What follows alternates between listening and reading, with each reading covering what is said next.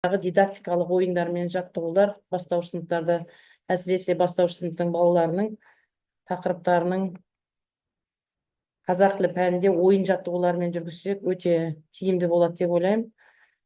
Және бұл бағдарламаның мақсаты дидактикалық ойындар мен жаттығулар балалардың белсенділігін арттырып, сабақтың тиімділігін күшейту, ойын арқылы көңіл күйлерін көтеру.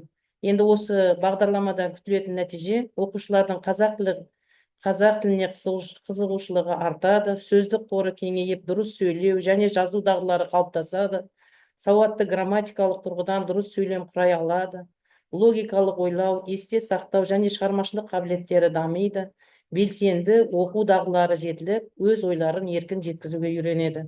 Сонымен қатар балалар топпен жұмыс істеу және өзара пікір алмасу дағдылары нығаяды, оқу үдерісіне ойын арқылы меңгерген білімдері тұрақты бекітіледі. Кіріспе бойынша балалардың қызығушылығын арттырып, тілді меңгеруін жеңілдетеді, сөздік қорын байытуға, сөйлеу дағдысын дамытуға көмектеседі, және осы дидактикалық ойындар мен жаттығулар оқушылардың білімін жетілдірудің тиімді әдісі.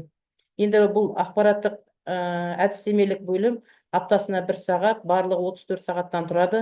Авторлық бағдарлама негізі 5 бөлімнен тұрады. Соның бірінші бөлімінде фонетика әлеміне саяхат тақырыбымен аталады. Бұл бөлімде фонетика әлеміне саяхат, дауысты және дауыссыз дыбыстар, дауысты дыбыстар, дауыссыз дыбыстар, сөзді буынға бөлу механизмі, буын түрлерін анықтау, тасымалдау тақырыптары қамтылған. Екінші бөлімі тақырыбы сөз тақырыбымен аталады. Бұл бөлімде сөз және оның мағынасы, антоним, синоним, амоним, сөз құрамы тақырыптары толық ашылып оқытылады. Үшінші бөлімде сөйлем, сөйлемнің түрлері, сөйлемдегі сөздердің байланысы тақырыптары оқытылады. Аталған тақырыптарды меңгеру мақсатында тиімді жаңа технологиялар қолданылады. Төртінші бөлім бойынша мәтін дегеніміз не, мәтіннің тақырыбы және мәтіндегі негізгі ой дегеніміз не, мәтіннің құрылымдық бөліктері, мәтін және оның түрлері тақырыптары негізінде құрылған. Бесінші бөлім бойынша бізде қазақ тілі сабағындағы ең маңызды бөлім бұл сөз таптары. Балалар сұрақ қою арқылы зат есім, етістік, сан есім, сын есім тақырыптары негізінде ойын түрінде жаттығулар жасап, жаңағы осы сөз таптарын анықтай білуге дағдыландыру.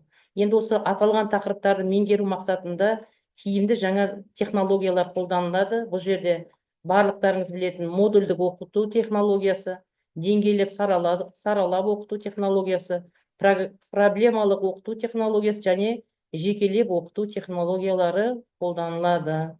Және де сіздерде бұл жерде авторлық бағдарламаны жазған кезде бізде негізі ережемен практиканы байланыстыра отырып, дидактикалық ойындар арқылы балаларға осы тақырыптарды меңгерту, мысалы теориялық сабақ жаңа сөздерді, сөйлем құрылымын үйрену, дидактикалық ойындар арқылы сөз құрастыру, суреттер сөйлейді ойындар арқылы дамытсақ болады.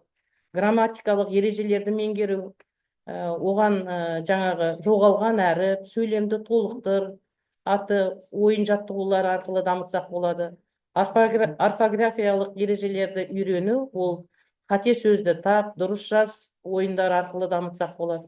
Сонымен қатар біздегі мәтінге байланысты тыңдалым және оқылым жаттығулары, мәтін құрастыру, сұрақтарға жауап беру, сол мәтінге жоспар құру арқылы, сондай дидактикалық ойын тәсілдері арқылы сабақтарды балаларға меңгертсек болады. Енді менде жаңа 34 сабақ жазылған кезде, ол жерде 34 сабаққа сабақ жоспарда жазылып кеткен. Соның ішінде осындай ойындар бар, дидактикалық ойындар. Кім тапқыш ойыны, бұл жерде мына сөздерді, зат есімдерді, етістіктерді табу.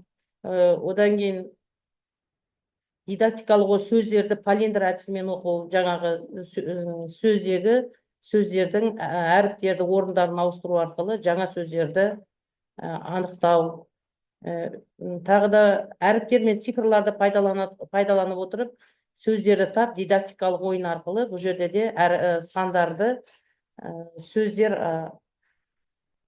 сандар арқылы сөздер құрау. Осындай ойындар арқылы балалардың дидактикалық ойын арқылы қазақ тілі сабақтарындағы ереже мен жаттығуларды байланыстыра отырып меңгертуге болады. Енді осы авторлық бағдарламаны қорытындылай келе, дидактикалық ойындар мен жаттығулар бастауыш сынып оқушыларына қазақ тілінен меңгеру процесін жеңілдетіп, оларды белсенді әрі шығармашыл тұлға ретінде қалыптастыруға ықпал етеді. Сондықтан бұл әдістерді жүйелі түрде қолданып, оқыту сапасын арттыруға баса назар аудару қажет деп ойлаймын.